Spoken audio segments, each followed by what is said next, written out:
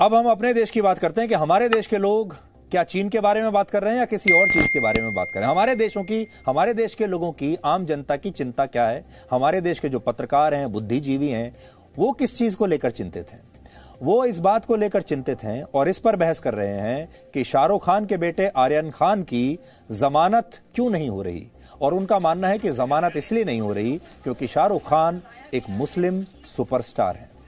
वर्ष 2010 में शाहरुख खान की एक फिल्म आई थी जिसका नाम था my name is Khan.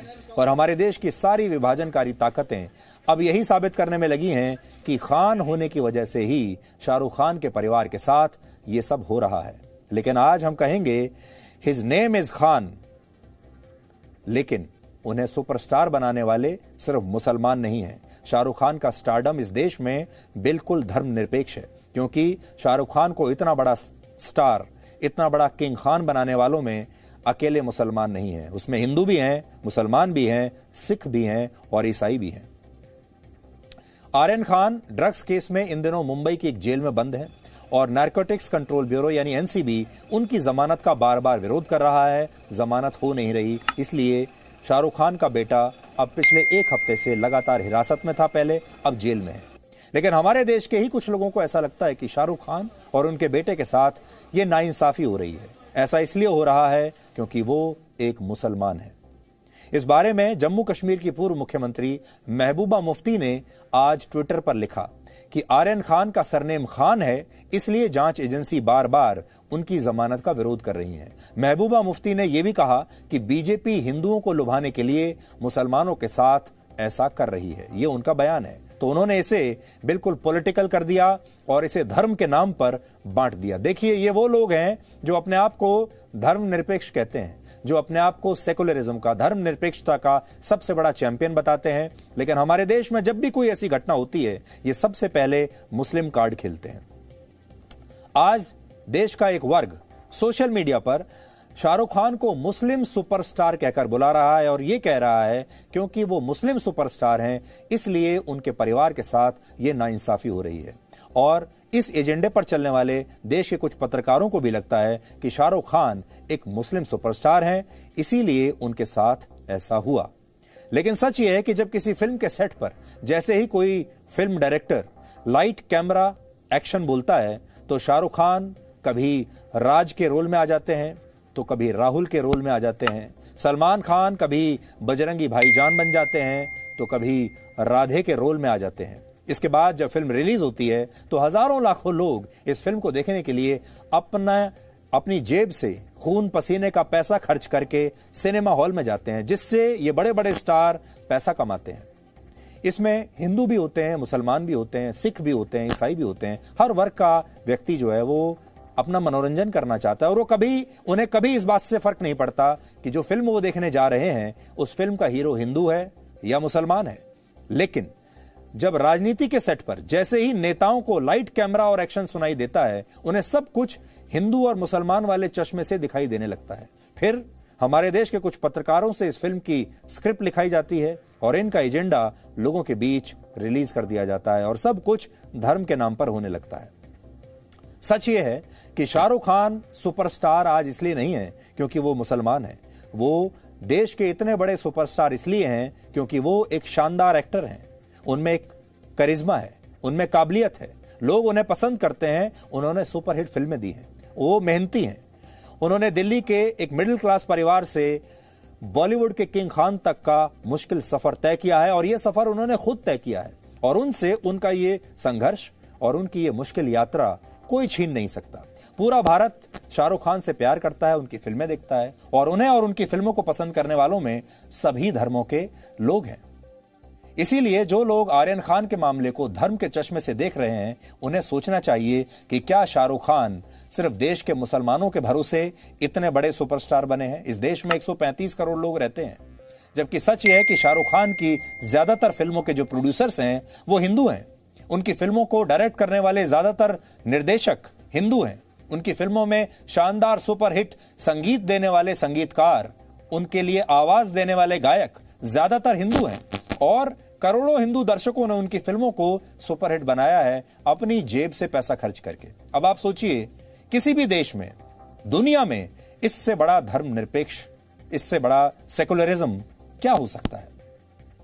Shahrukh Khan अकेले नहीं है। भारत में अगर किसी क्रिकेटर पर मैच फिक्सिंग के बाद बैन लगा दिया जाए, किसी को कप्तानी से हटा दिया जाए, तब भी लोग यही कहने लगते हैं कि अगर वो मुसलमान निकला कि उसके साथ ऐसा इसलिए हो रहा है क्योंकि वो अल्पसंख्यक है।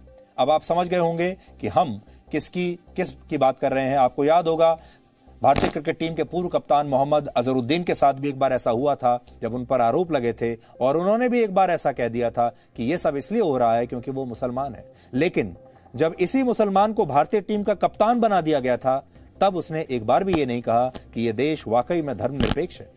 किसी अल्पसंख्यक नेता को चुनाव में मेरिट के हिसाब से टिकट ना मिले तो भी लोग उसके मुसलमान होने की दलील देते हैं या फिर कहते हैं कि वो अल्पसंख्यक है। किसी को किसी मोहल्ले में घर ना मिले तो भी लोग धर्म को शामिल कर लेते हैं। ये लोग ऐसा इसलिए करते हैं क्योंकि इनके एजेंडे पर यही सबसे ऊपर रहता है। और अब शाहरुख खान के बेटे आर्यन खान के मामले में भी ऐसा ही हो रहा है।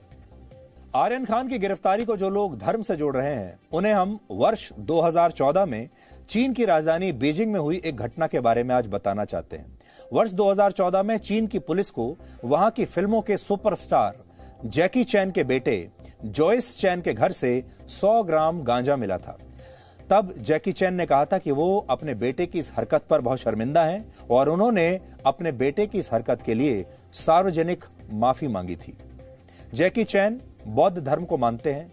जनसंख्या के हिसाब से चीन में बौद्ध धर्म को मानने वाले अल्पसंख्यक हैं, लेकिन जैकी चैन या उनके समर्थकों ने कभी भी ये नहीं कहा कि उनके अल्पसंख्यक होने की वजह से ही उनके बेटे को इस ड्रग केस में फंसाया गया है।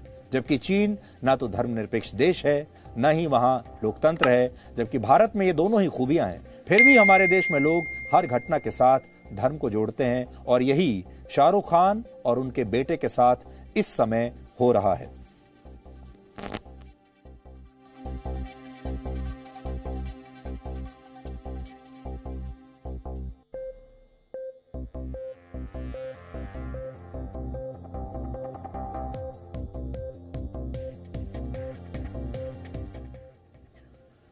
तो यहां आज हम यही कहना चाहेंगे कि एक पिता के तौर पर शाहरुख खान के लिए ये शायद उनके जीवन का सबसे मुश्किल समय चल रहा है।